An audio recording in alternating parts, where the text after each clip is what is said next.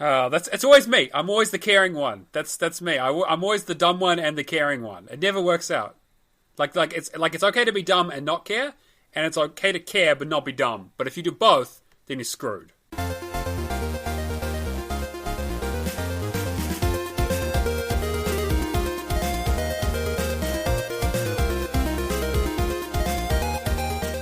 Hi everyone, this is EA Kirby. Welcome to the Real Gamerscore podcast. This week I am joined by the sense of pride and accomplishment, Matt. Woo! I feel like I shouldn't be saying this, and Cameron. Yay! Here at Real Gamerscore, we like to discuss all things Xbox, achievements, and ejecting across the room. This week we talk about the biggest flops we've heard all week, nearly skipping what some of us have played, and getting milestoned. But first, here's the song of the week. So long, I've been boosting too hard, I've been gaming too long. Sometimes my grinds make me wanna die. I only know it's my pride on the line when you play something. When you play something. It feels so fun, so polished and so good. I need to know if they made a game too. Maybe I'm wrong. It's got middling reviews and it's 10 hours long. This wallet of mine's been hurt before. This time I wanna play more. I've been waiting for a game like you to come into my life. I've been waiting for a game like you. Your legacy goes on. I've been waiting for something new to make me feel alive. Yeah, I've been waiting for a game like you to come and ruin my life. There you go. I was absolutely lost into it. It was familiar, and then you did the chorus. I went, oh yeah. See, I was all ready to be like, oh, I'm so glad that this has moved away from me having to guess songs, because I mean, the past 2 or 3 weeks, I've been like, yeah, no, I don't have a clue, but. This one, I don't know that I know what it's called or who it's sung by, but I know the song. I feel like it was, you know those infomercials that try and tell you the best of whatever, and it's 70,000 CDs filled with, you know, your favorite tracks. Like, I feel like I've... Yep. Because I used to just watch those. It's very much it would very much be on a classic hits album, for sure. Classic rock or you know, love songs or something like that. One of those 60 album collections. But yeah, it was that's very good. Good job. Good job. It wasn't good until it was. I mean, that's usually how the songs go. You gotta get the hook. Yep. So if you know what that song is and you'd like to enter our Song of the Month competition, well, it's Song of the Week for a month, rather. Sure. Send your answer of title and artist to the Real Gamerscore account on True Achievements.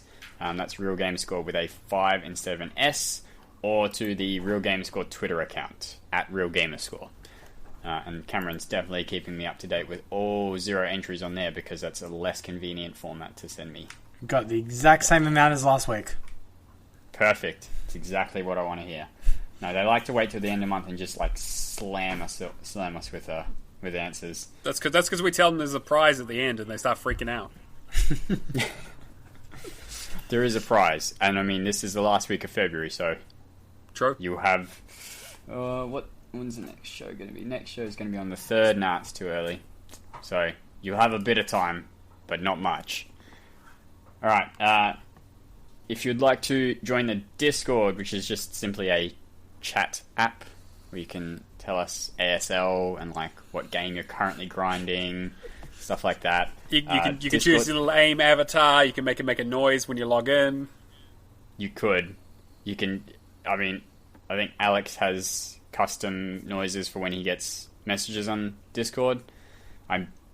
It's either his normal message tone or his Discord message tone that has the Mario coin collect noise. Or the jump noise, one of the two. Interesting. So I always hear that when we play Rocket League and go, oh, Alex has a message. discord.io/realgamerscore. Join in the conversation. It's pretty fun. We're all complaining. What are we complaining about currently? What are we not complaining about? I mean, we're always complaining. We're complaining that it's Alex's birthday. That mainly, that it's Alex's birthday. The useless. He's practically not a host anymore at this point. I'm sorry, guys. You're stuck with me for forever now. Yeah, that's all right. All right, so Alex, this is last episode of the show. Thanks for being here. Alex turned 42 today, so congratulations, buddy. Happy 42nd. 42nd, buddy. You don't look a day over 50, buddy. He's looking young for 63. Beat me to it, you little sneaky little. People complaining about Doom, complaining about your terrible jokes. Yeah, I mean, just no. You're getting the Twitter account confused with the Discord. Oh yeah, well, I mean, basically it's all the same. And then occasionally we talk about video games in the podcast. 110% didn't do milestones later, so that'll be fun as I scramble to get that sorted. That's cool though. Sorry, that's Kingsman. Fine. Yeah, no, that's the only one I remember. That's the only one getting a shout out this week. It's okay. The only shout out this week will just be Kingsman, and that's we just all Kingsman. That's it. That's the only worthy. That's all we have to say. Yeah. If you would like to support us monetarily, you can join our Patreon, patreon.com/realgamerscore. Chuck us a couple bucks, help feed the homeless. If you're already a Patreon, you usually get some extended outtakes, which once you've heard those, you will understand why we need to have a Patreon. Yeah, because that's all our good stuff, and then we forget to do it in our show. Yep. We did very recently release January 2020. February 2020, I want to say tentatively will be out this weekend, but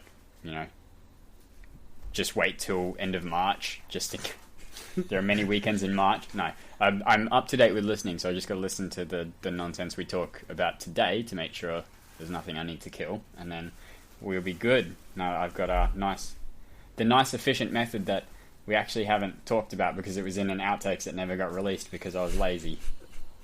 So brilliant, love it. Love your thinking. We'll deliberately talk about it at the outro outtakes so that everyone knows how stupid I was. Other contests we run are the random to-do list contest. So the random to-do list is a list of 25 achievements in your pool of locked achievements. So anything you haven't unlocked is sort of valid and up for grabs. To get a list, just send me a message on Discord or on True Achievements, or send a message/friend request to the random to-do list account on trueachievements.com. That's all one word, and it's spelt like it sounds. So the prize for February is 7th Sector, and to enter into that competition, you need to unlock an achievement in your random to-do list and answer the question of another game with the word sector in it, in the title. Send that answer to the random to-do list account on True Achievements. I think for all of February up until this episode, I've been saying send it to the Real Gamerscore account. I'll still accept it, but I 110% did not want them there because there's cross-contamination and I get confused about who's entered for what. So that's my bad. Try and send it to the random to-do list account. That would be way easier for me. So that's running. Again, your February entries for the actual earning an achievement will run out at the end of February in 3 days' time. So you haven't got much time left. But again, the draw will be, Cameron's saying there are 4 days left, including today. No. It's a leap year. It's a leap year. I was like, can't really count there, can you, Cameron? No, I forgot it's a leap year. I am the one who can't count. This is a great start to episode 80. 80, yep, got it in one. Just counted up to 80. First try. But yeah, so that's good luck to everyone there. Moving on to news. There's a fair chunk of Xbox news. Really exciting stuff we're going to save for last, because that's the bit where... What are you talking about? This first thing here is the most exciting thing I've seen all day. I'll be honest, I looked at this and thought, why? It's so dumb. What is the point? But then, looking at some of the comments, okay, that kind of makes more sense. So, Xbox are adding the option to eject discs from the Xbox One using a controller. Presumably, you hold down the gem, and one of the options, aside from turning off the controller, console, or restarting, will be eject the disc. I saw this news story at work and thought, yeah, but then you have to still get up, walk over to the console, take out the disc. I mean, you're saving yourself like 2 seconds, because that's how long it takes to... And if it isn't a security feature that launches discs at intruders, I don't really see the point. Yeah. So, I was kind of... Especially coming so late in... with Series X literally half a year away, a bit over half a year, this kind of seemed like something that maybe should have been implemented day one. This was a feature on the 360, yeah? Yep. And how early was that implemented on the 360? I don't think it was there originally. I think it came with one of the Square dashboard updates, the Metro update, so about halfway through its life cycle, I think. Yeah. I think it had quite a bit of legs for quite a while, but... Yeah, absolutely. But to be fair, the 360 had a very long life cycle in general. Yeah. And the disc tray. True. It was something more mechanical to eject, I guess. Yeah. So this is coming from Reddit, who have said it's basically insiders only at the moment. So, like, in a month or two, it'll roll out to regular users. Reasons that this is a good thing. Apparently people's eject button was broken. Oh. Yeah. And you'd have to use a paperclip or something to get it to manually eject. So that saves that, I guess. The other thing is that it will now work with an adaptive controller. Right. Which is a pretty big thing, because I could understand it being a bit more trouble to try and hit that button as opposed to just removing the disc, because presumably the console's in a place maybe where the button is slightly further out of reach, especially if you're, say, in a wheelchair or something. That's a lot more fiddly to try and reach down and push a button than just remove the disc and put a new disc in. So, that's nice. It's always good. We've had a fair few of these here where it's not an update for me, but now I see how this is a good update. Yeah, sure. It's certainly not like a negative. They might as well do it, and if it doesn't, if it's not too difficult for them, and it doesn't delay the coming of the Series X, which I highly doubt, I think it's probably just fine. Yeah. Started out as a real stupid news story until it wasn't. Yeah, and it seems to be pushing along that sort of thinking of accessibility is everything. Sure. That Microsoft have been moving towards. So, good news, I guess. Bad news, I guess. And especially for Matt, who's the only one of us who was dumb enough to play. Cameron might have finished. I was going to say I've loaded some, but really don't care at this point. Okay. Not dumb complete. of us the only one dumb of us to do it and to care. It's always me. I'm always the caring one. That's me. I'm always the dumb one and the caring one. It never works out. It's okay to be dumb and not care, and it's okay to care but not be dumb. But if you do both, then you're screwed. Yeah, it never works out. The Xbox achievement syncing on Windows phones is broken, and support has no idea how to help. Essentially, we have a TA staff member, Shadow K, who I think is number one on most of the Windows Phone leaderboards as well. So he does a fair bit with this stuff for some strange reason. He has even been talking and given numbers and stuff that would automatically escalate it to a higher person, and they have had no idea how to escalate it to a place where the engineers would be able to look at it. None of the systems are in place to escalate this issue anymore. Yeah, So- from what I've been reading, it would be quicker for me to get a job at Microsoft and become one of those engineers than it would be to get a hold of one of them. Yeah. Oh, hello. That's, again, my Game Pass Daily's alarm. And I keep forgetting because we're recording so early. I definitely forgot to remove that last time. And I'm definitely going to forget this time. Well, Yep.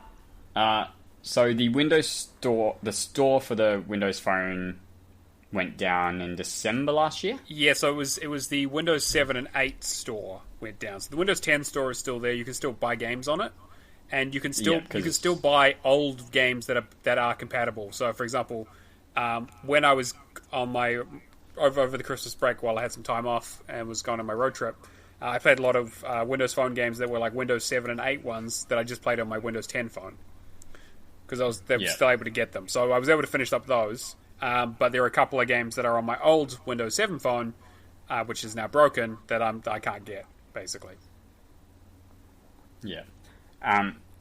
So this problem is primarily for, obviously, Windows Phone 7, 8, 8.1 achievements, but even using a Windows 10 device is no longer syncing those older games achievements. So I've heard conflicting things. Some people say it is, some people say it isn't. It definitely seems inconsistent. I think the one thing everyone agrees on, though, is that if you're playing with an older phone that's not Windows 10, none of the achievements are syncing. Okay. Yeah, which is it's unfortunate. I mean, you would have hoped that whatever was there to push that stuff through would have been maintained, despite, especially considering its achievements and that ecosystem still exists on the 360. Like, it's not like they're pulling achievements like functionality while making things backwards compatible, you know. So yeah, that it would have been nice to have that still maintained. Yeah, it may still be, because we did run into this. I remember speaking about it when I was playing on my old Windows phone, and before, while it was sort of broken, and trying to jerry-rig it to make sure it worked on my computer, is that we went through a bit of a period there, and I think it was in November, where the achievements stopped syncing for a while. And eventually they came back online. But Yeah. it was massively inconsistent, and we had no idea when it was going to go down again. I mean, all the times I've talked to support about it, it's basically been, well, this is the end of life. We don't support the store anymore, so we don't really support the games. So I've got like 2 games left that I need to finish that I've started. So it is really, really frustrating. But I mean, like, I get it, because like this is not a new thing, right? Like this stuff has been around for a long time. But yeah, I also agree that if Xbox and Microsoft's big thing is that they want, as we'll talk about in the next story, their big thing is they're harping on about the fact that they have connectivity between 4 generations going back, and all, you know, a bunch of the games are compatible, and you can still play them on Xbox Live and all that kind of stuff. And it's like, well, if you're saying that on one hand, but on the other hand, you know, it's not really matching up. Consoles, yes. Yeah. Phones, no. Exactly. I mean, we have 4 generations of phone that stopped working, so all at once. Technically speaking, just keep it consistent against both sides. Yeah. Yeah. Nothing for phones, but everything for console. Yep. So we've all agreed we're going to boycott the Series X until Windows Phone achievements come back, right? I mean, as long every single person in the world. Yeah. Exactly. Yeah, they're not going to sell any of them. Yeah, sucks to be them, despite it being so good, really. I mean, apparently. Apparently. Yeah. Yeah, obviously none of us have got to use it, and if we have, we're definitely signed a NDA and can't talk about it. Massively under NDA, would be extremely stupid to talk about it. Yeah.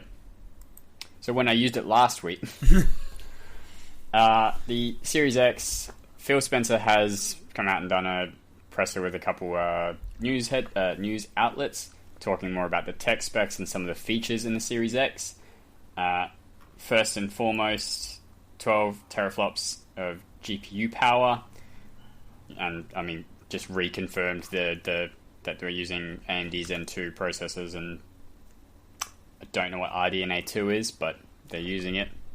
No, I better than not feel using like I probably should, but sure, that's what they're using. I have no strong opinions one way or another. Yes. So the 12 teraflops is double the 1X? Yep. Yes. Yeah, double. Which is, I mean, significant but not unexpected, I guess, with how theoretically technologies moves forward. Yeah, and especially because it doubles. That exponential law is not necessarily as true as it used to be, but not anymore. But yeah, the idea is the same, and also this is a bit more expected considering the Xbox One X was somewhat hampered by the fact that it still had to be compatible with the older console, and it wasn't a split out, whereas this is in some ways. Yes, it's also higher than Google Stadia's supposed 10. Yeah, announced 10. In actuality, like 3.5. You got to say when it comes to the Stadia, they really teraflopped. Yeah. Moving on. I honestly don't pay it. Don't pay it. And just move on. High expectations, and you just remind me that we're just a dumpster diving podcast. Where do you think I find half my games? You're not wrong. So the increased teraflops theoretically means higher frame rates, bigger games, more things going on, more ability to, I guess, because I know some of that memory, I'm thinking of something else. Never mind. Yeah. I don't know what I'm thinking of, but I know it's not this. Oh, my brain. I lost where I was in the article. Dang it. I'm professional. So how about them ray tracing? Sure. Apparently they do lights real good or something. I don't know. I'm not a quote unquote power gamer. I don't really care about graphical fidelity. I mean, apparently they're aiming for 120 FPS with some games. Yep. Which is awesome. That's what I want to hear. The rest of it I don't really care at all. Yeah. And again, it's one of those things where, did they hit 120 and 4K? Or is it one or the other? Because I wouldn't mind 1080p 120. I would not. Yeah, I think that would be fine. I would be highly suspicious if they said they hit 4K at 120. Yeah. 4K 60 is already pretty rough. Yeah. They've said that they do use variable rate shading. So every pixel in the video game has a shader applied to it, and the new technology allows shaders to be prioritized towards key points of focus on the screen, character, important object, path, etc. This allows frame rates to have a chance of keeping up with higher resolutions. So that's essentially what they did with Halo 5, but on a even greater scale. Yeah. Ray tracing. It's one of those things where I know what it is, but I wouldn't be able to explain it to you if you asked me. So I'd looked up a video. Essentially, it's a more advanced way of rendering how light works. Yeah, in a more sort of realistic way. I think that the best example I saw was for Control. Yep. So someone was playing through Control and they turned ray tracing on and off, and when they turned it on, you could actually see, when it was off, you could see into the room through a glass window. When they turned it on, you could see into the glass window, but you could also see the sort of faded reflection that you would realistically see if you were standing in that position.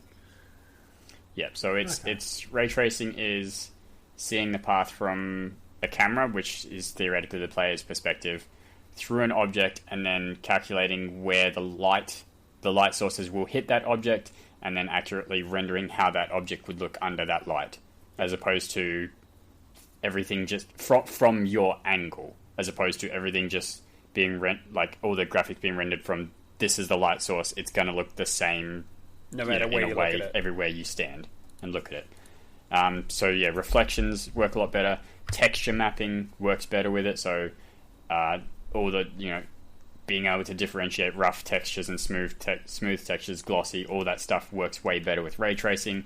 And I mean, I think they've had a form of ray tracing previously, but it was sort of pre-done in a way. So now this is all sort of quote unquote real time. So how effective it is, we'll see. But the question with that is, I remember when the 2080s were coming out and those sort of high-end video cards were talking about ray tracing. Control was one of the games they were talking about for it. they said that was all on hardware stuff. But now I've started to see that we had a couple of games saying that they're doing it like software wise, like they're kind of like cheesing it. I'll be interested to see how this one works because, like, if you think about the cost of this device, and I'm sure we'll get to this discussion, but like looking at all these features with all the teraflops, all of the high fidelity, all mass, and ray tracing, and then the other stuff around the resuming games and keeping things in what do they call it? Oh, I don't know which one you're talking about. The thing where you can keep multiple games running in the background. Quick resume. Quick resume. Yeah, so having quick resume and all that sort of stuff. Like, how much is this device going to cost? I know we talk about it all the time, but I know we sort of theorized we were looking at maybe like $500 US. Yeah. But like this is starting to sound more like a $600 device. Yeah.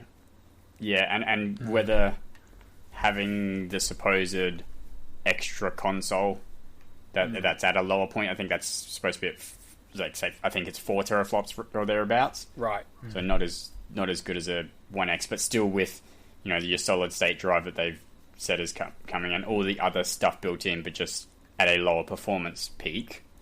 I mean, a lot of the analysts still say 500. They're locked into 500. They're not going to go lower than 500. No way. Yeah. And then they're also saying that this is now forcing Sony's hand to see whether they will match that or what they'll do, because it's. I mean, I think Digital Foundry did a analysis of what has been leaked from the PS5, and it's suggested to hit 9-ish teraflops. Which is still pretty good. Significantly weaker than the Series X, but given what leaked about the manufacturing costs, The only thing I could think is that maybe Microsoft is able to leverage some of their larger contacts and software sales to subsidize some of those costs, potentially, in a way that Sony can't. Because, this is sounding like a very expensive machine, even without markup on it. Yeah. So, other features, custom next generation SSD. They've said it's an NVMe drive, so that's, theoretically 4 to 5 times faster than a standard SSD, which, loading times would be cut from current tech. A minute would be down to under 5 seconds, you would think thereabouts. Very depending on the game, but yeah. Yeah, it depends on how well the game's optimized and stuff, but that's kind of what you're looking at in terms of comparison, at least. The quick resume, which is, I think, sort of the biggest feature that you guys were excited about, and it is good for me, but it's also one of those things where if the SSD is so fast, then it kind of renders this moot for me. So a quick resume allows you to have multiple games in your cached state. So if you've got your Xbox set to power whatever instant on mode, you can turn your Xbox off, and then when you turn it back on, you can resume your game from where you were at that point and just continue playing. And this sounds like it's the same thing for multiple games. So Cameron was saying, you were talking about boosting. Yeah, I find boosting is probably going to be the best use, in my opinion. Just being able to quickly, like, a lot of the time I'll be working on something, I'll get a message saying, hey, I noticed you got this, do you mind if you come help me for like half an hour? And I'll just go across to that. It's nice to, when we get more details, it's nice to assume that I can just jump back to what I was working on previously. Yeah. And I jump around a lot. I'm not as much now, and I know in the future probably less than now. The only thing I would like for this is to be able to customize what, maybe to some extent, what is set in quick resume. So if I could have Rocket League and Realm Royale always sitting in that quick resume state, like those are permanent quick resumes when possible, and other things will be prioritized to close before those, then that would be beneficial. Like, I would see the benefit from that. I mean, Game Pass, thinking about it, if you've just got all you've got is Game Pass, that is super helpful jumping between games, because, you know, you can go to a few games and go, oh, I did really like whatever 4 games ago, and you go back and boom, you're straight into it. Matt, what were your thoughts? I don't know. It's kind of a... Like, I don't think I'd use it very much, because, as we've spoken about before, I tend to be a focus on 1 or 2 games at a time sort of person. And then, but like recently I've been with Game Pass stuff, and the fact that I've been going for completions is that I've been playing bits of games that I need to finish up and going between them so I don't burn out. Yeah. I think it would be interesting. I think the prioritization will be the key thing for me, and how do we set that? If there's a way, and how it affects performance as well.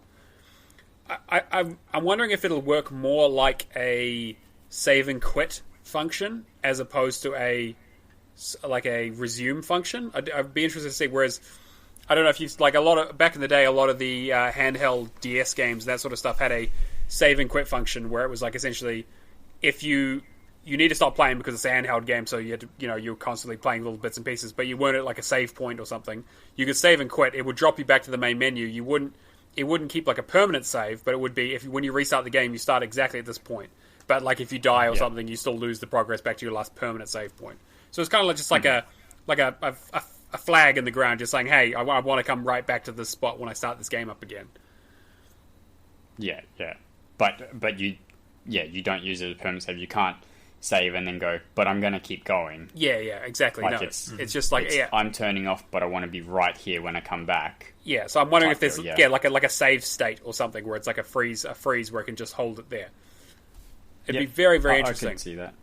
That's the only real sort of, if it works that way, that's the only kind of application I think I'd use it for the most part. I mean, I do jump between games, but realistically, it's not. I mean, like you said, if the load times are fast enough, it won't really matter if I need to switch between games. Yeah. So it's, I mean, as I said, I didn't think of it until right now, but we'll see how that is implemented. Yeah. Again, more news coming. It's a buzzword. It's one of those things you say and people get excited, and then you think about it and go, yeah, okay, I can see where that would be nice, but maybe not for me. Actually, you know what it is? This is key for streaming. Mm-hmm. Because the thing is that obviously if you're going to be switching between stream games, it makes sense to allow you to have multiple ones in a state that you can switch between them easily. So you don't. So essentially, because the thing is, the part of it is they'll need a competitive advantage against things like Stadia. I mean, they thought they did. Yeah. And then like whatever Sony's competition ends up being, because of course they're working on something. Yeah. So to have something where it's Do they bottleneck the Sony streaming service because they're using their servers now? Oh, that would be hilarious. Is that a thing they do? I mean, I'm sure. You've hit your data transfer cap. Sorry. Would be a real shame if something happened to that data. Give us $1 million if we can bump you up to an unlimited cap for a month. So throttled after 20 megabytes.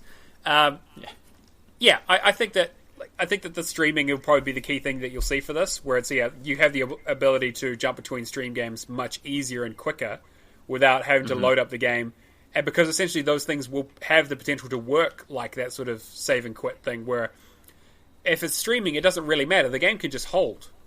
It doesn't. You don't have to necessarily have to get to a save point, depending on how the infrastructure works. Yeah, I can see that. I can see more of the use now. Yeah. They've also talked about dynamic latency output, so it's just using extra tech between the controller and the Series X to reduce input lag.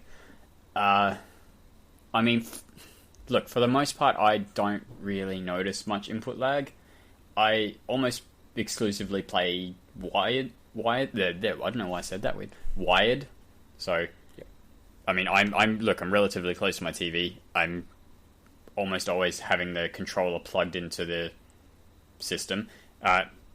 In recent months, I've been using the Elite 2 wirelessly because the cable's plugged into the dock or the case, and I just then put it back down and it charges overnight. But again, even then, maybe I'm not playing. Although again, I'm not playing the Call of Duties and the whatever where I might notice the input lag. I mean, Rocket League is the only one, and it's relatively forgiving. Yeah. I mean, if I'm switching from the PC where there's zero input lag to the Xbox, I will notice it. Previously, though, you would have told me, I would have gone, yeah, no, there's not, so whatever. But, it can't hurt to have these things better, as long as it's not at the detriment of something else, really. Yeah. What else have they done? They have partnered with HDMI experts to enable the console to automatically set your TV into a low latency and variable refresh rate modes. Yeah, that's the other thing when you were talking about latency, is that HDMI, while fantastic for only needing a single cable, does have some small latency problems depending on how your TV and screens are set up. Yeah. So that'll allow the Xbox automatically to just set your TV to the best settings for it. And that's very good, because a lot of people, well, I say a lot, the vocal people, because they don't know how to do it, therefore they're vocal, are the ones complaining, or just noticing, I didn't have my TV set to 4K the entire time I've had my Xbox One X. Because they maybe don't know it's a thing, which, fair enough. If you're getting a console, there's a good chance you're just getting it because it works, and you don't tend to mess around with those settings on your TV. True. And then setting it to a lower latency mode and all that stuff. So the fact that the console will do it for you is a huge step, especially if, again, even for that cheaper model, if it's still doing that as well, that's very big for the consumer, because it just makes it easier to have a better experience with the console. Which is what they're all about. Yeah. So the making it as easy as possible to enjoy your console. 120 frames per second for developers that want that. Again, not every developer will do 120 frames. It's like Stadia. The option is there, but they're probably not going to use it, so enjoy your 1080p games. At 30. Yep. And the one of the big things is obviously something they've mentioned, but all the backwards compatible stuff coming through at a better performance rate. So quicker load times, obviously, and steadier frame rates. They're not really going to be pushing those games to 120, but it'll allow them to maintain whatever that frame rate cap is, which would be nice. And lastly, sort of most interestingly, is smart delivery, which some people have said is cross-buy. I guess it's kind of like that. Kind of. Essentially, and it would be probably better to implement that, not necessarily in the Series X, but across this current working ecosystem. So 1S, 1X, 1X, 1SX. Right, no. It's just XSX, whatever. Xbox One, Xbox One S, Xbox One X, and the Series X. Nailed it. Yeah. So essentially, what it is you will purchase your game once. Halo Infinite, you buy Halo Infinite for $60 US. When you play it on your Xbox, it will have, on the Xbox One X, it'll have the optimized for Xbox One X version. When you then download it to play on your Series X, because that one purchase carries over, you will be downloading the Series X optimized version, not a 1X version that is using the power of the Series X to be better. So you're getting essentially your game purchased on whatever console you're playing it on and optimized for that console. Yeah, which currently already kind of happens with 4K updates to Xbox One X games and that sort of stuff, but this is sort of the next level. Yeah. And it kind of also confirms that there'll be probably less, I don't want to say less, but there won't be as many cross-gen titles at, where you had a stack of Ghosts on the 360 and the One. There will be less of those purely because it will just work that one SKU will work for both consoles. It'd be like a Play in Anywhere theory. title, in theory, yeah. Yeah, kind of like Play Anywhere. You purchase it once, you can play it on your Xbox or on your computer. All is good. So, Cyberpunk 2077, CD Projekt Red have come out and said that the Series X sort of upgrade, I guess, patch or whatever it is that needs to be done to it will be free to Series X owners. So, I mean, Cameron mentioned that to me earlier and said, should we talk about it? I'm like, why would we talk about it? That would, like, who would charge money to get a Series X update? Like, and what was my answer? Capcom. EA. Capcom, yep. Honestly, to me, that was, like, the dumbest thing ever. Like, why would someone charge because you've got a new console? Why would you get charged extra? I mean, you don't have to rebuy the game, so it's not like it's going to be a $6 purchase. But thinking about it, yeah, I could. I mean, Ubisoft basically did that with Assassin's Creed 4. If you bought the 360 version, you could get an upgraded version on the Xbox One for like $10 if you put the disc in. Yeah, and I could see now, thinking about it, that $10, $15 to get the... Purely, it's going to come down to the publisher, like... And you'll have some of those publishers that will just... Like, you know, CD Projekt Red will be, like, leading the charge here, where it's should be the case in all these cases where it's just a free upgrade. But I would not be surprised there will be some publishers out here that will just go, no, it's a different game, or it's a different system. We want you to pay the same amount you did on the Xbox One. Yeah, and the developers came out and said gamers should never be forced to purchase the same game twice or pay for upgrades, and then said owners of the game will get a free Series X upgrade when the upgrade is available. So that does two things. That announces that they've got their free upgrade for whenever it's ready. Yeah. It also throws a lot of shade at future companies who may then charge for the upgrade. Like it preemptively says this is the right and correct thing to do, and if you aren't doing it, you're the one with the problem, not the other way around. Yeah, and I wonder if Xbox will incentivize it too, potentially, with like things like Game Pass or Games with Gold, or I don't know, prioritization around advertising. I wonder who led the charge on that too, whether it was more so coming from Xbox side or CD Projekt Red. Well, because I find Phil Spencer to be very consumer friendly. For the most part. I mean, he's definitely spoken about this stuff before. And like I've brought it up a couple of times around the idea that it would work like how Play Anywhere works, where it's like you buy the Play Anywhere version, you play it on PC, you play it on Xbox, it doesn't really matter. This is just the next logical extension of that, right? Yeah. I wonder if that quick resume will help with that as well, swapping between games on consoles. So if you go, like whether that will be cached console side and potentially cloud side. Yeah. So then, no, I don't. So if it works like the save and quit, yes. If it's literally as the resume state works currently, no, because that's just not built into the current Xbox One infrastructure. So, like, it'd be interesting if they could actually make that work, because you know you could be playing your Cyberpunk 2077 on your One X and then go, all right, well, to a friend's house. I've got my mate Kirby who has a Series X.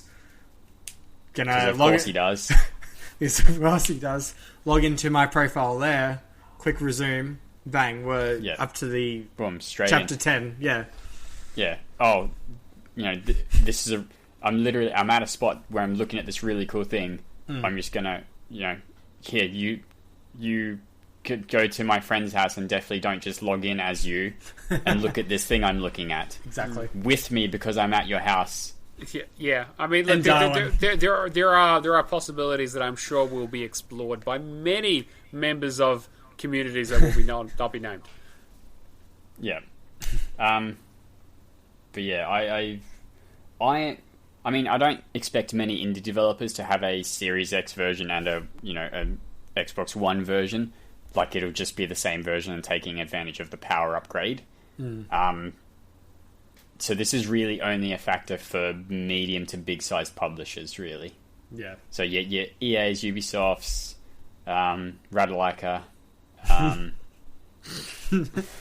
Just EA, Ubisoft, CD Projekt Red, all your all the first party developers are having that upgrade sort of built in or whatever. Trying to think of like a meter. I mean, Ninja Theory, if they weren't owned by Microsoft, I could see they're sort of in that middle tier. I can't think of any really B tier publishers. There aren't really that many anymore. They exist, but I just can't think of any. I'm just waiting for a year from now where in a future podcast we're discussing one of these devs one of these publishers that just is breaking the mold and going, well, we're going to charge you twice. Oh, I can't. It'll be Capcom. Because it'll be like it'll be the Resident Evil collection all over again. Yeah, we're gonna write this down. So Matt says Capcom. Yep. What do you? We're taking bets. Yeah, we're gonna take a bet. This is for houses. I'm gonna say sheep stations. I mean, it's Capcom as well, like because but it's not because Matt said Capcom. So I mean, look. These are video game publishers. They will disappoint us. It might be all of them. I'll just throw EA. Who's going to do it first? Cameron? I want to say EA, but then okay, Cameron's got EA. I'm on the fence. Capcom, EA. I am consistently disappointed. What publisher really grinds your gears? It'll be Ubisoft is the safe bet because they've done it before. I think Blizzard. Oh, okay. I mean, what you thinking behind that? I just think Blizzard really popularized loot boxes. Like, they existed. Blizzard were the ones that sort of made it a thing that worked and allowed people to jump onto that. I think Blizzard will see this opportunity. They're already doing it with Overwatch 2. Yeah, but they got their mobile games though. That's where they're going to worry about that. Overwatch 2, where it's a full price game, everything from Overwatch 1 is carrying over, and they can both play with each other. So but you just can't play the Overwatch 2 specific maps on Overwatch 1, but you can play with anyone playing Overwatch 1 on a OG map, and it's all fine with OG heroes. They're already doing it. Yeah, I feel like kind of true. That's not a huge stretch for them to do a Diablo 4 upgrade. Yeah, although, I mean, like, I would just go Activision in general then, because they're not above... I mean, yeah. Activision if you said Activision, yeah. I forget that's why everything is terrible. Exactly, because Activision's with them, that's right. Yeah, Activision Blizzard. Not Blizzard Activision. Let's be clear who's on top. It's Activision Blizzard. Alright. So that was, we're going to write that down, and... Sorry, Matt was fingering me. No, you're good. We'll write that down, and whenever it happens, we'll ask Alex. We'll ask Alex what he thinks, and we have four votes. We'll put it pinned in the podcast channel on our Discord. Yep. So there's evidence. In fact, I'm going to do it as soon as the episode's done, without giving any context. Get out your hammer and your Martin Luther. Yeah. I'm going to while we talk about when we take our little break, I'll ask Alex what developer or publisher he thinks. But that's basically the news. You guys were more excited. Before we move on, how long do you think it will take after launch for a publisher? I think within 12 months. It'll be almost. It'll be within the first year. I was going to say 3 months. Yeah. Somebody would be ballsy. Somebody would be really absolutely. ballsy. 3 months is nothing comes out in the first 3 months. November, December, January. Everything's in April. True. New financial year. What's Ubisoft have a few titles, don't they? Ubisoft have a few titles, but they're not going to... they are looking at, 5 titles this year? That's true. Everything got delayed. So everything got delayed, but the talk is maybe they might just go straight to the next-gen version, which doesn't count. No, because they aren't paying for you to upgrade. You're just stuck. Or you're paying with time, but that doesn't count. Yeah. Your time is worthless. Like if Watch Dogs had come out in March this year, like it planned to, I would definitely be on there. Mm-hmm. Yeah. None of us picked Ubisoft anyway, so it doesn't even matter. You reckon 3 months? If I had to narrow it down from 12, I would say 6. Yeah. I would give till that end of April. Okay, so you go. Cameron goes for month 0 to 3. You go 3 to 6, and I'll go 6 to 12. Yep, I'm fine with that. Somebody on launch. And Alex gets immediately on launch. Yeah. Alex gets the first month. But that's what happens when you're 42 years old. You're terrible with predictions. Exactly. Oh, that's not the right thing. There we go. Moving on, we have G-Task Roundup. Awful bonus this period. It's called Cohesion, and it's a team-side bonus. Obviously, you'll understand why from the description. It is to end the scoring period with the same Gamerscore and achievement gain as your teammates. Oh, God. So you all have... If I get 50 achievements and 1,000 Gamerscore, everyone in my team has to match that exactly to get the bonus, which is... You would want to be quite comfortable, 24 hours before cutoff to have a chance of getting it, without having to spend burn bonuses already. That's not an easy one this late into the game. I was going to say, did anybody earn that? It hasn't happened yet, so I don't know. Oh, okay. Never mind. Did you think that was for last week? Yeah, I just had a mental blank. No, that's the one currently happening, yeah. So I don't know if anyone's done it yet. Technically, probably there are a few people who right now are ready. Yep, sitting at 0 for everyone, yep. Yep. So, solo cutoff for last week was 3,587 true achievement difference, so it's not creeping up too much, but it's getting there. Our low scorer was Secular Forever, 3,833, 246 points above. So he did a lot of the Lord of the Rings Hearthstone clone. I was going to say, he was low last week too, wasn't he? He was low last week. He didn't burn any bonuses. Okay. I don't think. Maybe one, so way less than last week. Yeah. Our high flyer, no surprises, Jimbot UK, second place, 8,469 true achievement difference, and no one got knocked out. Team side cutoff was 8,438. We have the great honour of having our lowest team be the team just above the line, and our highest team in first place. So, yay us. Good going on our listeners. The low team was Don't Stop Till You Get Enough, who I'm sure we've heard a few times because they are really pushing to not get cold. Bemused Box, Maddie L22L, and Banco Billy, 8,650, 204 above the cutoff line, which I didn't mention, but was 8,436. I may have actually said that, I don't know. Our high team is this team Leapfrog, no surprises there. Jimbot UK, Daniel JJ14, and Infamous. Top spot with 16,329. So Jimbot got more than half of the team's score. Whew. He also won the tadpole, I believe. I'm pretty sure he came first in tadpole. I know he was very high up, but he had a little bit of competition. Yeah, I don't know what he got because everything just disappeared as soon as the competition ended, and I couldn't be bothered looking through the forums to find it. But if you did win, congratulations. If you didn't, congratulations. You're doing well. So I don't know you enjoyed it. You had a good time.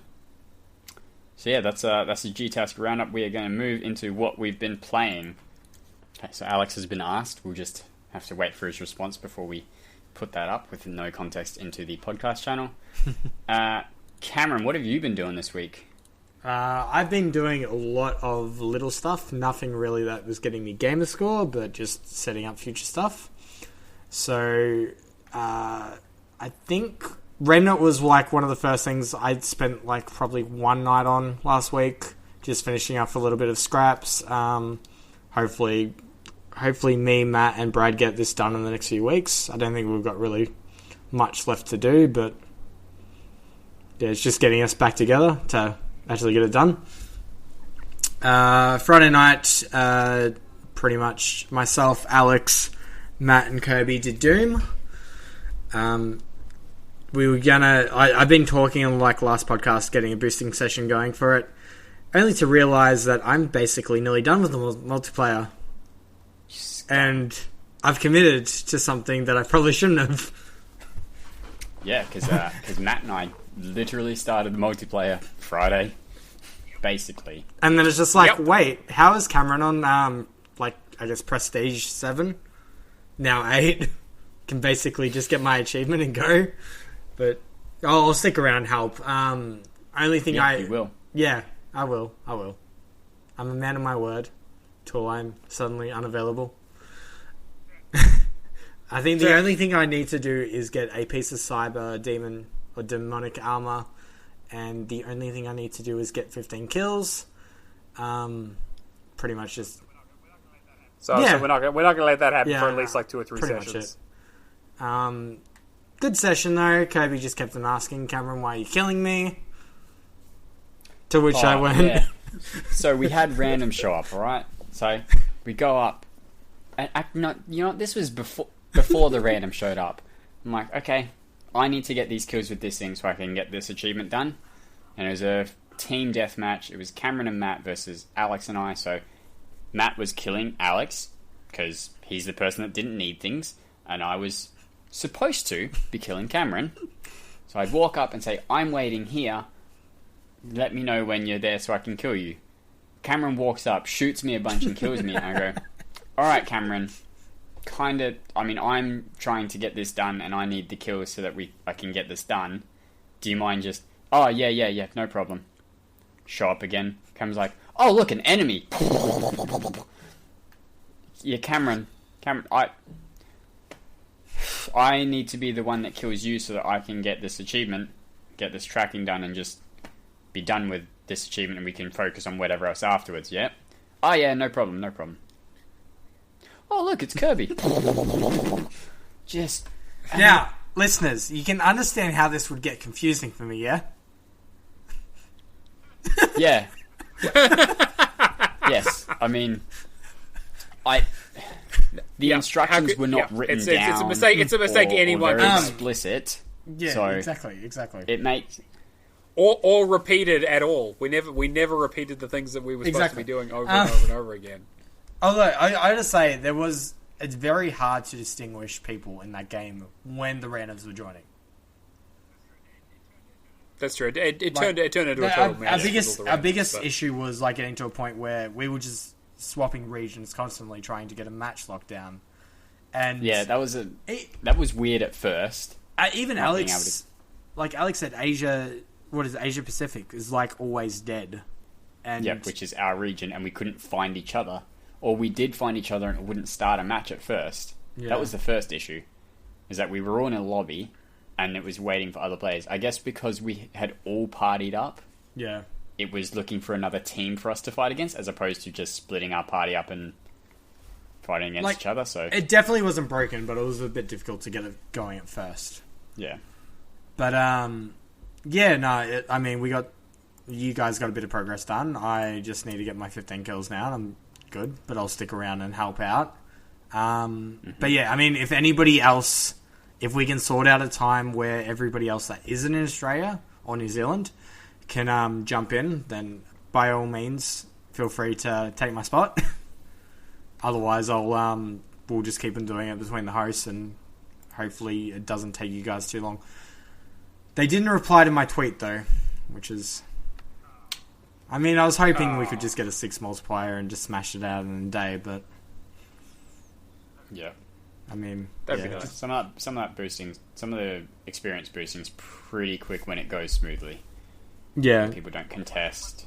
Yeah, once we get a good lobby together and we don't have randoms, I mean, we'll probably I'm pretty sure when I originally did it to get up to Prestige 7, I did it in a solid weekend for, I think, 2 boosting sessions.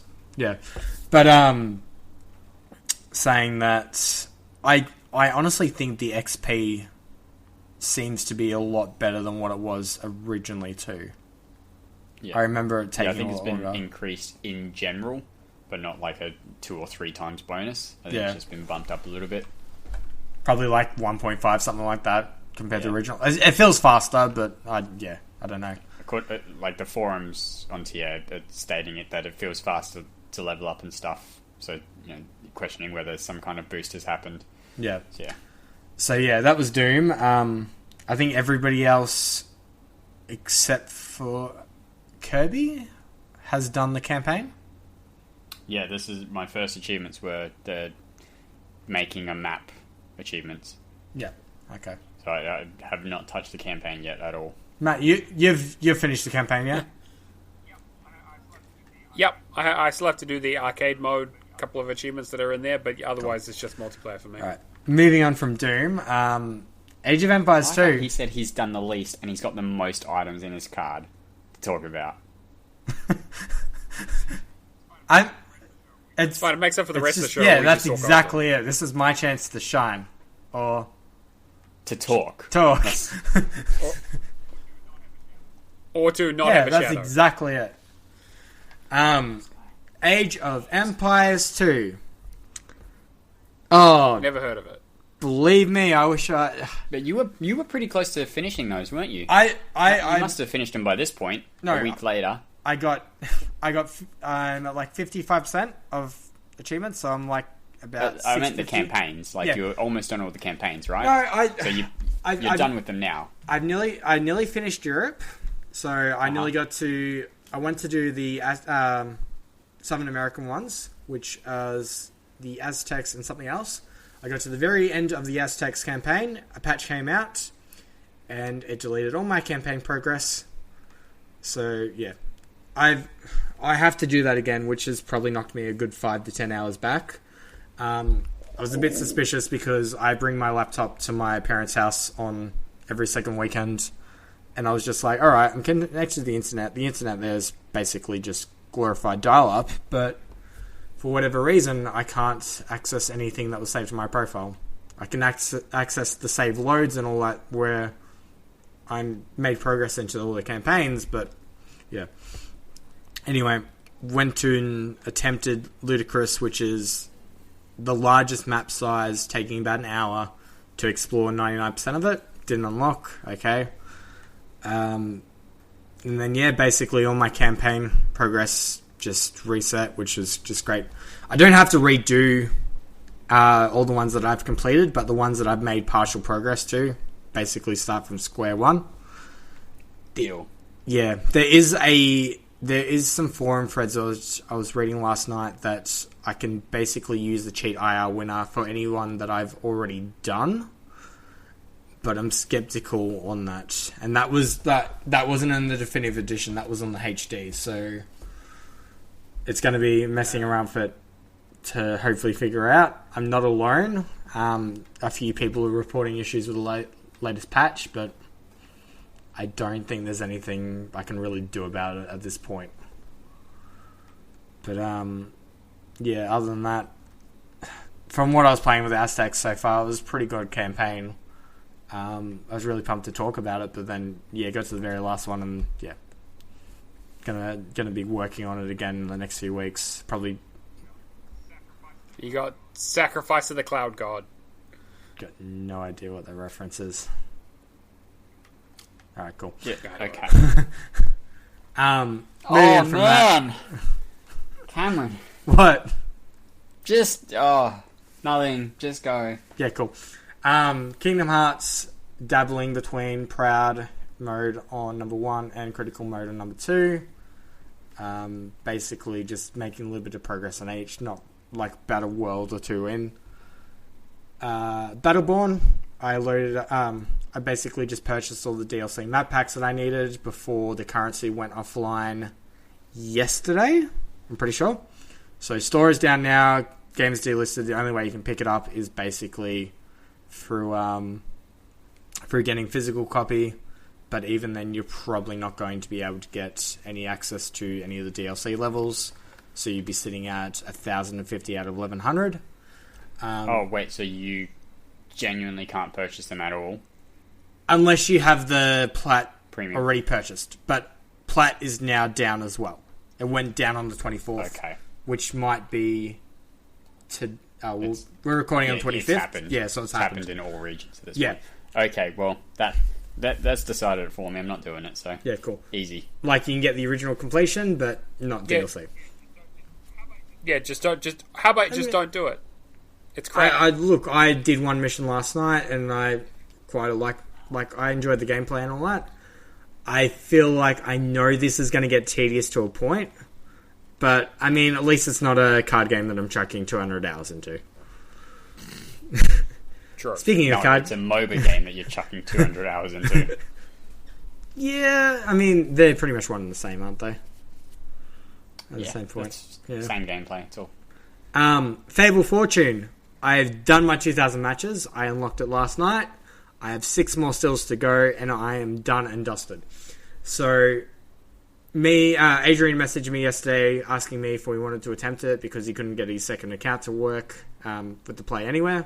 So I'm just like, alright, cool, we'll give it a go. This boss is a pain in the ass. A massive pain in the ass. It's hard to explain. Like, I was trying to work out a strategy to explain to Adrian how to beat it. It's basically like a puzzle. So, it's called Demon Door, and what he'll do is, starting off the match, he will just summon 5 of his bosses straight down. They have different effects. So one of them has an effect that takes that basically heals himself for free. It does damage to yourself directly to 2, like as in life points is like how Yu-Gi-Oh and that kind of stuff works, where you have 30 points. He reduces the attack of any of your heroes by 1. There was something else. There's another 2 effects that I'm just trying to remember off the top of my head. So, damage your heroes by 1 each turn. Reduce your strength by 1. Heal him. And then something else which I think was destroying... Like, when he wants to destroying one of his heroes to do attack damage directly to you as well. So it's not a fun time. The little thing that it doesn't tell you in the match is that every time that you knock him below 4 units, you take 10 damage straight to your life points as well.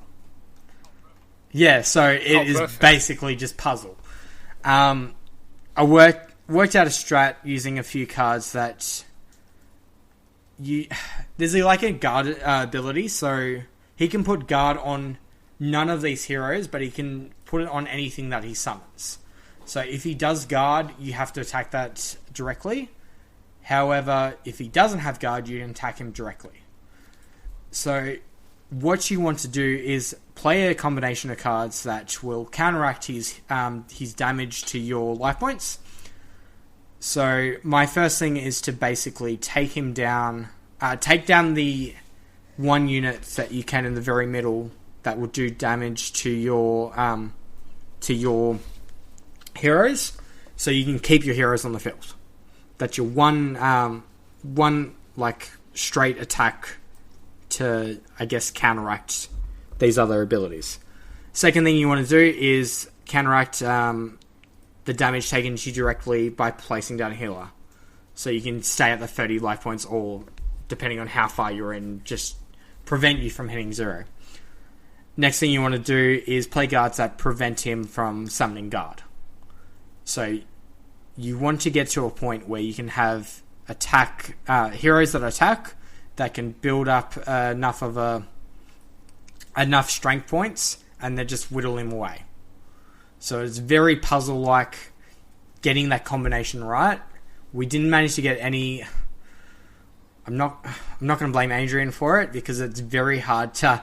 It was very hard to explain to him all these different mechanics going on at the same time. But I think he's clued onto it, and I think he gets to the point that he needs to work out the finesse of his deck to be able to do it. I'm going to work it between my 2 accounts to make sure that it's possible, but I think we've got about 95% of the right cards that we need, and we can get there in the end. So yeah, as soon as I get those... If I can get these 6 done this week, which I want to attempt tomorrow when I've got a day off, it should be all done and dusted, and I can get rid of this game finally. If not, I'm probably just going to wait till the next hero comes out. the next boss comes out, and hopefully it's just done and dusted. Yeah. Moving on from that, did Bill's guide for Sims 4. I did majority of it. Yeah, really good guide. Did majority of it last night. I've got about 100 Gamerscore to go just with the trophy family 2, and then to get the plant achievement to work because for whatever reason it just wouldn't work for me last night. I messaged Kirby. I'm just like, hey, did this let you pick up the plants and all that? Oh yeah, it should work fine. I've probably done something wrong, but yeah. So the first plant worked fine. The second plant wouldn't let me. You got the things from the plant. Yeah, got it from the plant. Second plant wouldn't let me plant it. Is my issue. So you dropped the thing first and then tried to plant. Yes. So I'm basically. I feel like you dropped the wrong thing then. Yeah, possibly. I got the other achievements. I'm just going to get this trophy 2 family done out of the way and then go back to it and just. Oh, trophy family 2. So have you done the astronaut one or no? Have you built a spaceship? I built the spaceship and then did the woohoo in the spaceship. Okay, I feel like that's trophy family. I thought that was trophy family 2 already. I think I was starting it last night. That's where I got up to. Right. So yeah, that takes a long time. Okay, that's the longest part. Okay, that whole family. I'm in the last 10 minutes of the guide. So, and then I had that's about you're about half hour. Yeah, oh well, that's so he fine. Just cuts it short because you have to wait like 5 days for one of them to go to work. Which at max speed. Which was the entertainer. I'm pretty sure. Oh, you're doing. Okay, No. What? No, the culinary person. Oh, okay. Yep. Yeah. Yeah. That's it. And then finished off Foxyland today, which was, I believe, a Radalaka. Yep. Yeah. Foxyland 1 or 2. I mean, they're both Radalaka, but one's not. Just one, and then started Whittle Tree Adventures, but I haven't locked anything yet. And then, yeah. Sorry. Oh, great gameplay! Great gameplay. Threw up in my mouth a little was all. But yeah, that's my unfortunate week at 1910. It's not bad. Yeah, for a lot of nonsense and setbacks. Yeah.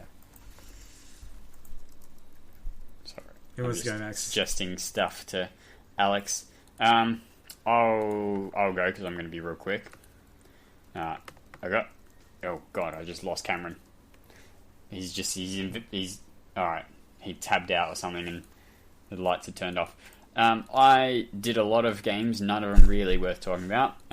Sims 4 with Bill's guide for a 2-hour completion. Sounds like someone's home. You got the pets pack? About. So yeah, Sims 4, super easy. It was on sale for like 75% off. It is no longer. It was an EA sale. It might be still on sale, but I'm not sure. I was gonna say I think it ended today, which means it's done. But it's in EA access, so if you get a trial or something, you'll be able to get that done.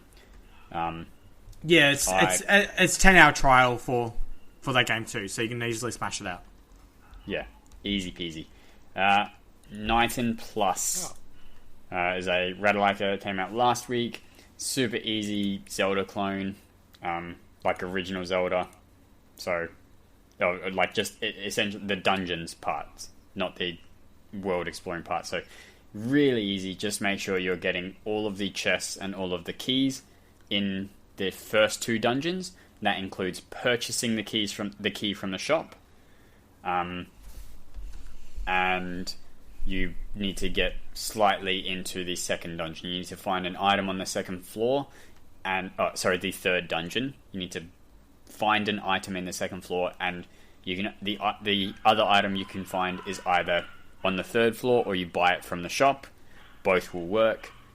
Super duper easy. I want to say like half hour, 40 minutes. All right, jeez, okay. Enjoy that. Project Starship, East Asia Soft, who I guess are trying to compete with Radalika for publishing easy games. This was really good though. This was I'm not usually a huge fan of shmups, but something about this I guess because you just become so overpowered so quickly that it's just really fun. 23 minutes I think the whole game took me, and I had fun every single step of the way. So it the most difficult achievement is getting 100,000 points in a single run, and that's beating a boss, maybe two bosses if you get unlucky with other enemies, but it's really not difficult, and everything else is cumulative over multiple runs. So losing 24 shields, and I think you start with 4 or 5, and you can pick them up as power-ups, picking up 45 power-ups or something, really super easy. Very, like a baby's first Raiden is very, very, very good though. Nice. It was probably the favorite game of the week for me, and it was, and I'd only spent 23 minutes on it. It was so fun. Moving on to, we'll go with slightly worse and then terrible after that. Slightly worst, Shape-Shifting Detective. Still very good, very fun, enjoyed playing it. I have 2 achievements left that I'm not going to go for till after I hit 1 million, because it's just not worth taking the time. One for, and I think probably because I've stuffed up following the walkthrough. So there is a person you need to protect, a radio announcer. I've probably spoiled who that is, but there's a person you need to protect, and you can either protect them yourself or send a police officer. I think you can do both if you send the police officer and then say you'll protect them, but I'm not sure. There is an element of randomness to that one, depending on the choice you make and who the killer so is. I did the protect myself thing because I think that one is a bit finicky, and sometimes, but I got that, so I protected them myself and whatever else. So I need the one for sending the police officer to protect them, and I also need one to get killed, and for that I need a specific person to be the killer. It's obviously all RNG, and I think if we were talking fractions, 1 out of 20 is this person, 10 out of 20 is another person, and 9 out of 20 is the third person. So it's really, it is very heavily against favor to get the person I need as the killer. At least it seems that way from everything I've seen on the interwebs. There are 2. Sorry, go. Sorry, I don't want to give spoilers either, but for that particular person, I found that the run was quite easy myself. Maybe I just had really good to get. Yeah.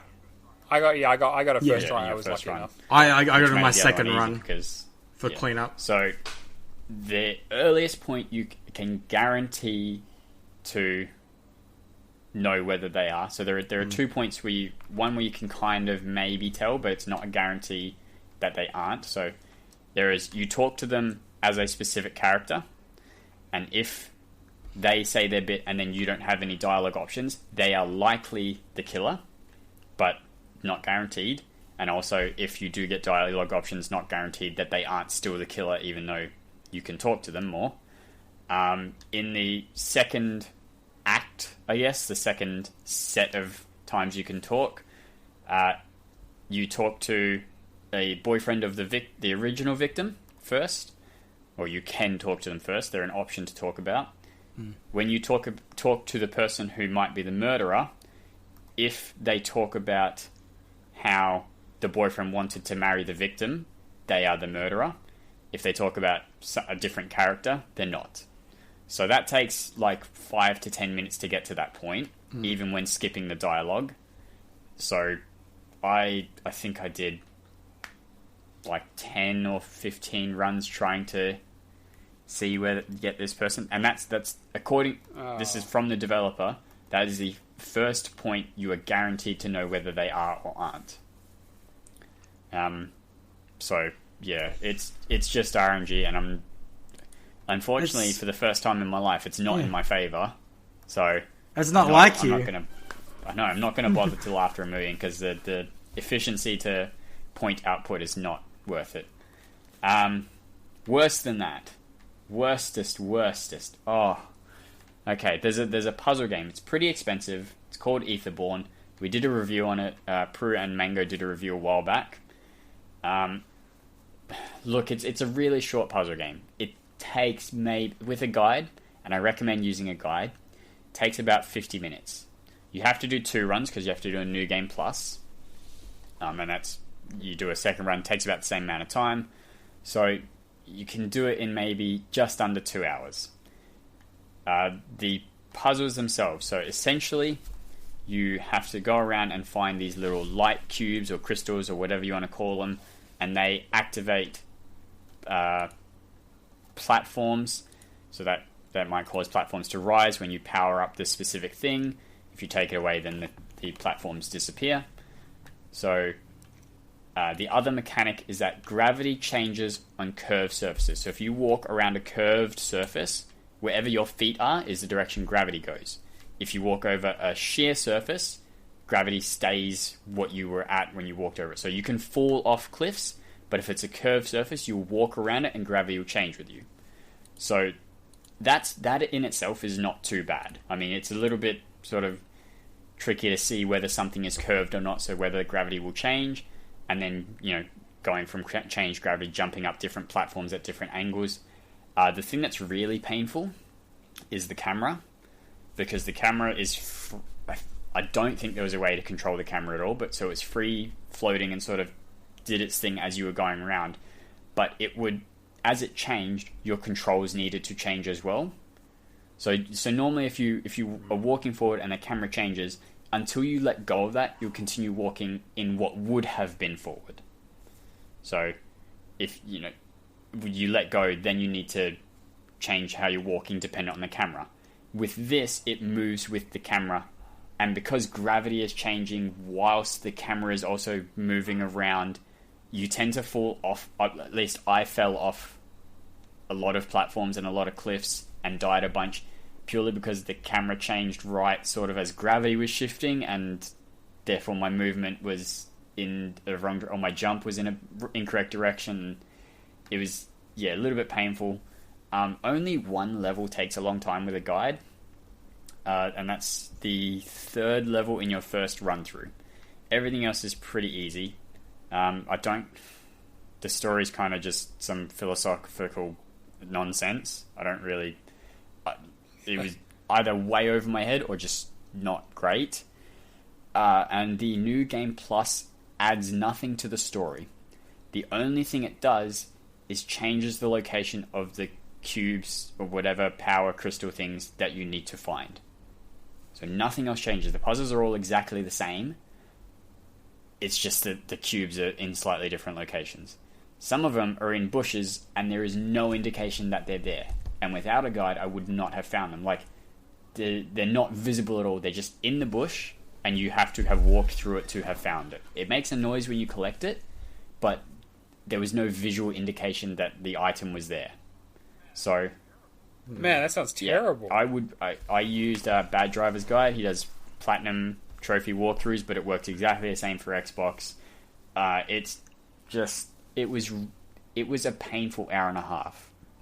Which is not something you want to hear about an hour and a half game. There was absolutely no need for the second run through. Like, literally, some of the puzzles were easier because there was less backtracking. Because sometimes you need to open a platform to get a cube and then go back to where you opened it to get that cube back to do a different and you have to do it multiple times. In the second run through, you had to do that less. So, like... Oh, good. But literally none of the story changed. It was all exactly the same, just slightly different. I love it when games do that. The last one I think I remember was that Virginia. Are you? Virginia's what? Yeah, actually, that's a good example. And then that fairy tale light. I haven't done that yet. But that was basically Final Fantasy VII. It's literally you play through again as a different character, has slightly different dialogue, but everything's exactly the same. Yeah, looking forward to that one. It's very expensive. I think it's like, I got it on sale, but I think it's like $21 normally. No. Yeah. Really, really awful. Not worth it. If one run through, if you love puzzle games and want to get challenged, sure. And then you watch a guide for the second one, and that's whatever. If you don't, I would be waiting for something under $10 to even say it might be worth it. It was really, yeah. The jumping seems weird as well. Like it's not consistent, I don't feel. But anyway, I got 11,420 Gamerscore this week, and I am currently sitting on, when I zoom in, 871,840 for my push to million.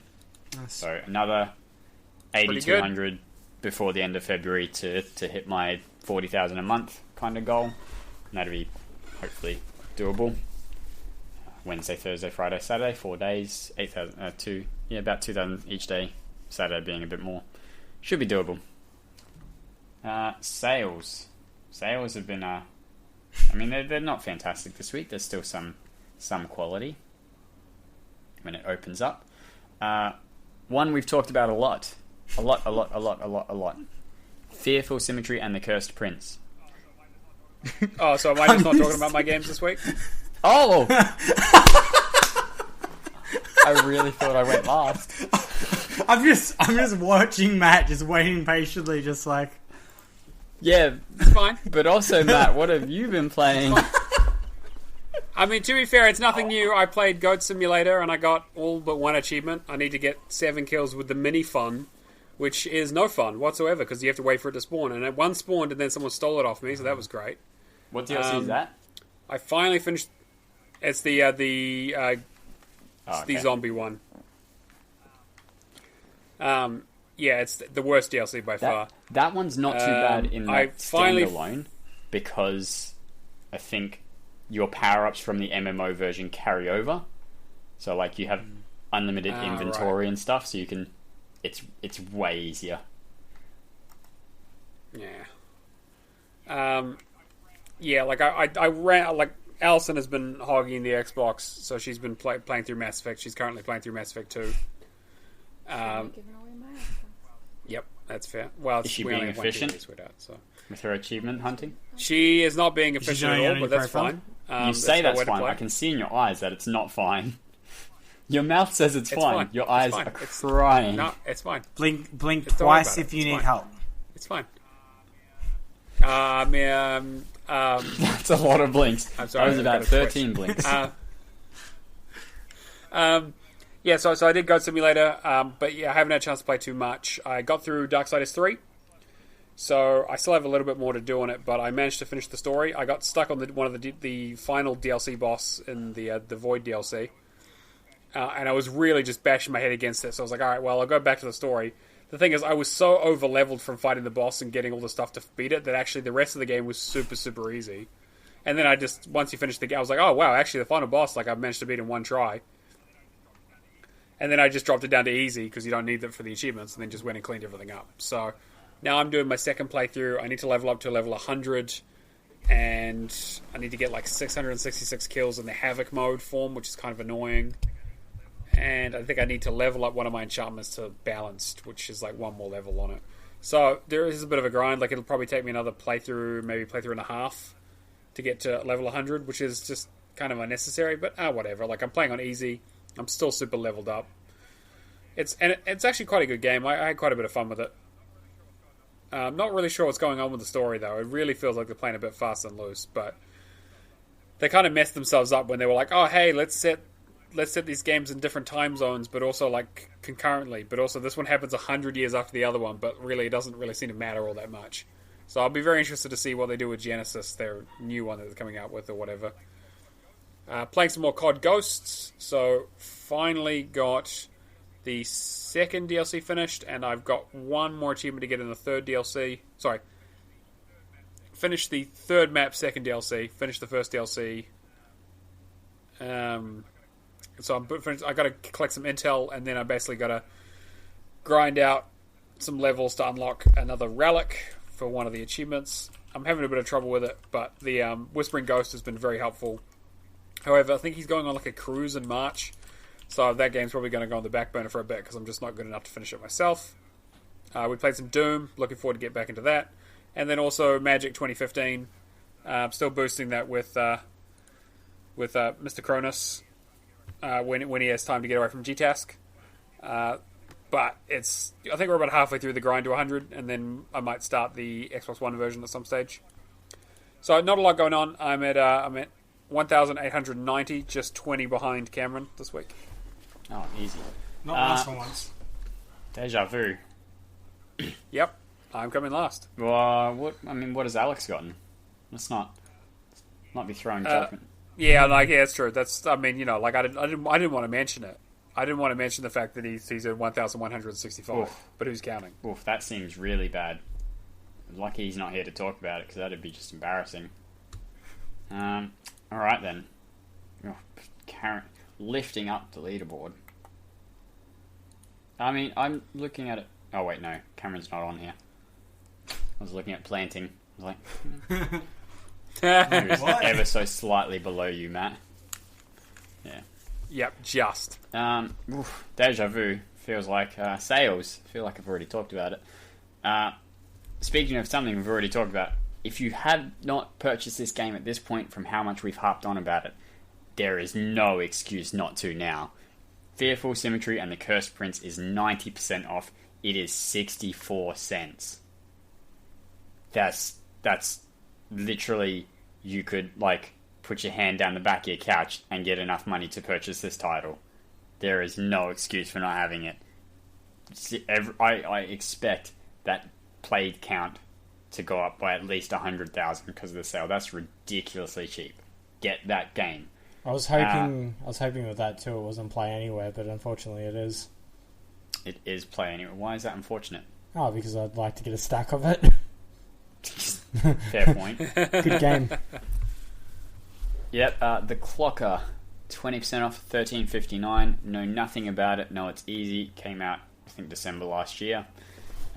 Zombie Party, 50% off, $4.99. One of the easiest roguelite titles out there. Super duper easy. You can grind out some coins, and then there's a slot machine where you can get the timing down to hit that jackpot every time, and then just spend all the money on all the upgrades and breeze your way through the game. Still a little bit of skill required, but it's very, very easy. And that's 50% off, $4.99, I think I said anyway. And the Jackbox Party Pack at 3 is 45% off, $13.74. But it is going into Game Pass. Yeah, I was going to say it's 25th, yeah. I'm pretty sure it's going to the Game Pass today. Yeah, I feel like it's it's either today or the next week. Yeah. Yeah. It's before the end of February. It is going into Game Pass. So if you have Game Pass, you do not need to purchase it unless you want it forever. In which case, that's a good sale price. 45% off. This one, pretty good. Is this the one that we talked about having TKO? Yes, this is the one with the shirt making that we really need to just play again by myself so I can get the shirt I need. The shirt I want and wear at PAX. Come, Matt. Matt is... This is Matt. No, it is not. Come see our perfectly G-rated shirts at PAX Australia in October. As for recommendations, I've already sold a copy. I've already convinced someone to buy a copy in a different Discord because they asked me if it was good. Nier Automata. Yep, it's very, very close to a tomato. Nier Automata, 50% off. Still kind of expensive, $26.74, but that's 50% off. That's a good sale, and it is one of the best 100%. Games that came to Xbox last year. I'm going to say it's one of the best games I've ever played. It is one of the best games I've ever played. It is worth the 2.5/3 playthroughs. It's not 2.5, sorry, 3.5 basically, playthroughs. Yeah. To see both. It's the two... The second playthrough is a bit of a drag, but the sort of extra bit is way, way worth it. And it is good because of how well it mixes up. It's not just the same thing, slightly different for that second playthrough. It's a very different gameplay style and all that. So yeah, super duper worth it. I could not recommend this more. And you know what? If you get towards the end of the game and you're like, I've enjoyed it, I don't want to do all the fiddly stuff, you can just use the in-game currency to purchase the achievements, and most of the achievements, most of the miscellaneous stuff, and you're done. You can just enjoy the game at your own pace and get the stuff that you can't buy, and then just purchase the rest. No problems. Super duper good. Either of you saw anything that was worth talking about? I mean, nope, yeah, we already mentioned Fearful Symmetry. 64 cents, my god.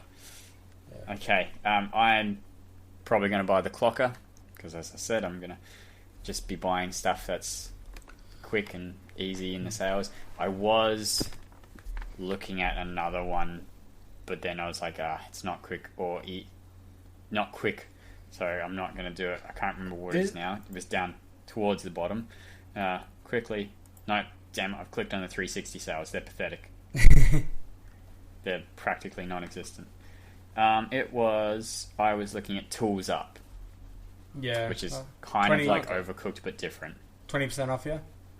Yeah, 20% off, and $15.99. I still kind of want to do it. I was debating it, but I'm just like, I'll wait till 50. I'll give it a little bit.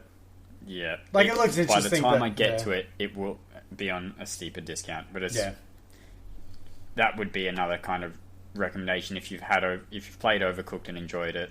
That's up there as well. It's in the same vein. Apparently, it takes 10 to 12 or 10 to 20 hours, depending on, I guess, who you're playing with. If they're useless, which some people are. Cameron, you were going to buy stuff as well? You wanted to? Doom Games was 70% off. I purchased them before the podcast. And I got Graveyard Keeper. It was originally in Game Pass. It's basically a Stardew Valley clone. It really, I really liked it. I remember the first time I played it, I think that day I spent 12 hours on it, just playing it straight. And I mean, it's a grind. It's going to be one of those games that's easy, I'd say, in the vicinity of 50 to 100 hours. But I mean, it's just one of those time sink kind of games that you get into a routine, and then just the day just passes by. Yeah, you lose track of time. That's PC building sim for me. It's like that. Exactly like that. But that's at $6 or $7. I definitely recommend picking up if you're into that kind of what would you call it? Into that management games, yeah. Yeah, like Stardew Valley, but with dead people. Exactly. Yeah, basically yes. And I don't think you're buying anything, Matt, but just confirm for us. No, I'm not allowed to buy anything, so I'm not going to. And also, there's nothing to buy. Fair enough.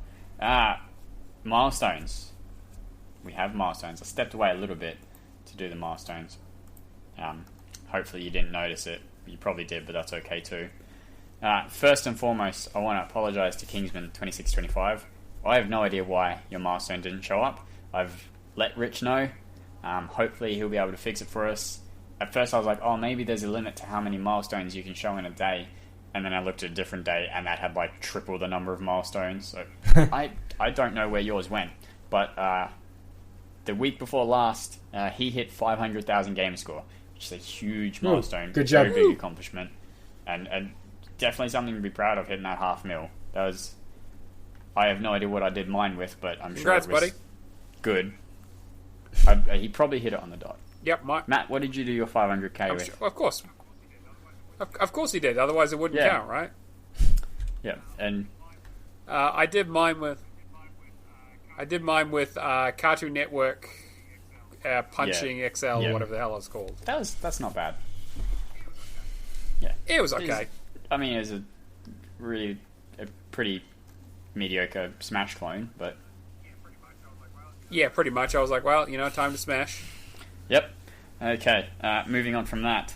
Hack and Pwn has reached a new milestone of 4,000 achievements won. Big congratulations to AZ Mongoose, I think it's more than this now, but at least earlier in the week, got a 9-day achievement win streak, which is a new personal best. So, congratulations, buddy. You're doing really well. Not even sarcastic. Streaks suck, and I understand why you've never gotten more than 9 days, worst. to be honest. Because they're just stupid and awful. It's the worst feature TA's ever implemented. Hawkeye Barry And that's saying something. Barry 20 has reached a new milestone of 420,000 true achievement score. Blazing. Yep, cool. Good enthusiasm, guys. Thank you. That's about it. I mean, look, I wouldn't have mustered up much more, so... Look, hey. Don't smoke weed every day. Yeah, just on April 20th. Or... Yep. No, we don't have a 20th month. Mike, I knew guess if you roll it over into August next year, the 4th of August next year... Look, just make it April 2020. Yeah, I was going to say, all of April this year, you're probably good. You're safe. Yeah, smoke weed every day that's in exactly April. Planting 42 is currently on a 21,000 achievement win streak. Daniel JJ14 has reached a new milestone of 20,000 achievements won. Ben L72 has reached a new milestone of 90% completion, which I think he has correct completion settings, so good on you. I would hope so. Kung Fu Skills has reached 8,000 achievements won. Big L has reached 900,000 true achievement score. AZ Mongoose has played 600 different games. I hit 26,000 achievements won. Retro Chief 1969 is on a 100-day achievement win streak. Matt Sneaky Sausage hit 48,000 achievements won, because of course you would. Yep. Koosh Moose has reached... Get those rookie numbers up. So I'm a little bit over half your achievements and nowhere near less than half your gamer score. That says a lot about the games I play, to be honest, more than anything else. Yeah. Somewhat, yeah. Koosh Moose has reached 700,000 TA score. Jay Black has reached a TA ratio of 1.8, and he accredits that to Fable Fortune, because that's what he's been grinding. So, good on ya. Lower that ratio for Cameron. Sink that sucker into the ground. Completions for everybody. Milestones for everyone. Carpe Adam 79 has reached 4,000 achievements won. Kingsman 2625, if you didn't get enough of his name before, you got it again for 18,000 achievements won. Kronos is in the top 1,000 of the US True Achievement Leaderboard. I think there's a fair few people on that, so good job. Yeah. Work your way into that top 1,000 global. Easy. Next week, we'll call it out. ShadowlessEdge has reached a new milestone of playing 750 games, so... I mean, good. Congratulations, I guess. I mean, I don't know how, but...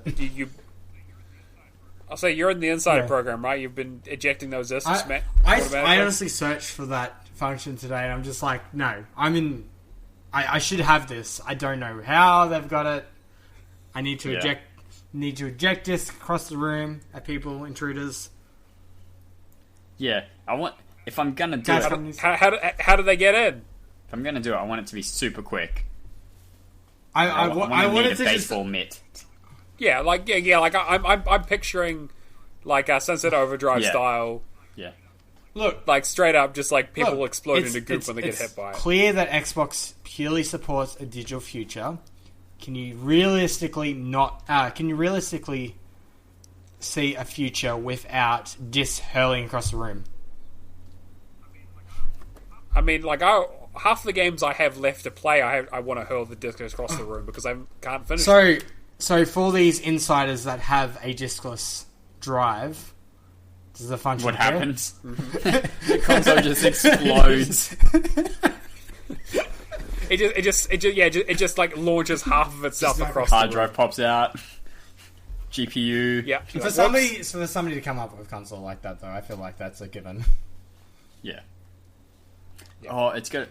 Or just like because there's no drive there, there's just an empty space. Just like, a tongue comes out. Just makes a loud whining noise. Spits out a memory card.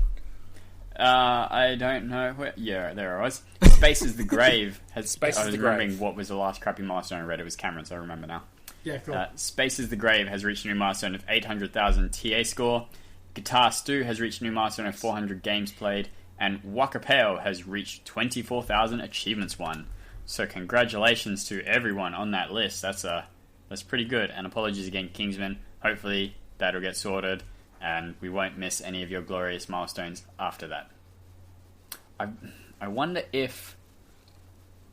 No, because other people have had comments on their milestones and it's been okay. I was trying to think if that might have been a problem that caused it. Yeah, I genuinely have no idea why they didn't show up. And that's actually annoyed me, because I don't these are big milestones, and then it's not like people don't work hard to try and get them, so it annoys me when I've not said them and it's not my fault. Like, it's not just been me deliberately ignoring them because you suck or anything. So yeah. Anyway, that's episode 80. That was a golden little episode right there. If you want to send us questions, you can contact us through email, hello@realgamerscore.com. Send us a tweet on Twitter @realgamerscore. Join us in the Discord and tell us live, discord.io/realgamerscore, or ask us with a donation at patreon.com/realgamerscore. We'll answer your questions on the next show. If you want to be on the show, and I've had one contactor I'm trying to sort out, because look, the time zones are quite difficult. We typically will start recording at about 4 a.m. Eastern Standard Time in the US, and that's about 6 or 5 o'clock, depending on daylight savings, 6 or 5 o'clock p.m. Australian Eastern, so 6 p.m. Australian Eastern Daylight Time, 5 p.m. Australian Eastern Standard Time. So getting Americans on is difficult purely because of that time zone difference, but we do try our best. I'm in talks with someone and might be able to arrange a few people to get on, but it might mean that Matt has to not be on the show because it would just be too late for Matt, which I'm sure he doesn't have a problem not talking about himself for a bit. That's fine, I'll take a nap. Take a knee. Oh, good. If you want to help out the podcast in other ways, you can subscribe to us on whatever platform you listen to, whether that's Apple Podcasts, Stitcher, Spotify, iHeartRadio, all really good avenues. You can leave us a review, although there's a very good chance we won't see it because I haven't found a review aggregator just yet. Despite Daniel from My Podcast Reviews constantly letting us know that we can upgrade for a discount, or that reviews don't matter or something. I don't know what nonsense he's spouting. It was I don't know what's going on. It's like a relationship. Yeah, that just I think I might just need to unsub, just cut that off at the pass. Word of mouth is good. Tell people you know who might be interested. Tell your boosting buddies on TA. Tell anyone on TA. Put it in your signature like Tropan does. Tropan's great. He's got it in his signature. It's a little bit outdated because he says 3 Aussies because it's back when Tarragon was on the show. But I mean, Matt's. Wow, I don't think he's updated it in a while. I think he's forgot it exists. Put it in your TA status if you want. Retweet us on Twitter when we put out the show, or whenever Cameron does. I want to say funny things, but I'd be lying. Whenever Cameron does things on Twitter, he does things. Oh, yep. you know you loved my joke today. No. I don't know how close I came to blocking the account. I brought up the menu and just hovered there for a minute thinking, this is my show, I can't block it, but I really want to. Alright, well, if you want to see the quality jokes, definitely check out the Twitter. Subscribe to us on YouTube. There will be content going up this weekend for that, hopefully. And as I mentioned before, Patreon. Matt, if people are going to get in contact with you, how are they going to do it? Apparently the best way to get in contact with me is to make me a goddamn t-shirt, so... Make a t-shirt, cut out Matt's face and put it over a spotlight, and you'll get Matt within 10 minutes. Or it's free. Oh, boy. Yeah. So, yeah, otherwise you can find me at Neomaster on True Achievements on Discord, and probably on TMZ when I get cancelled. Nothing wrong with black bats. I sell them all the time. You get cancer, and then they'll go, God. that's weird. We've got you now talking live, but you don't seem to match your photo. Have you had any work done? Because you will be the one that's different, not the photo. No, I put the kibosh on this. I'm not being associated with this. Absolutely Look, you just not. went through a Michael Jackson. It's all right, buddy. It's okay. Happens to at least two people. Cameron, how do people contact you? Alright, if you want to get in contact with me, I am the admin of the Xbox Achievement Community on Facebook. I run the Twitter for the podcast. If you want to follow me, you can follow my ShadowlessEdge account or the podcast as well. I can put dad jokes on either. That's right. You literally have the right to do that crap. Hey. It's not even showing your age. It's just literally what you get to do now. Yeah, I mean, look, guys, why should you never eat a clock? I don't know. I wish I didn't know. Never eat a clock. Because it's very time consuming. Had 3 people block me on. Good job, guys. Let's activate. What is that? I can't remember what my... That joke. Thanks, Matt. Appreciate it. I am on Mixer, Twitter, Discord, True Achievements. Just gives you a good Xbox reason to cut it. ChinDocta, ChinDocta. Episode 80, done. We're getting out. We've hit the eject button. We're done. Alright, I'm not even going to let them say goodbye. The episode just... you probably don't even hear all of this because I've already stopped the episode. Goodbye. Bye. Damn it.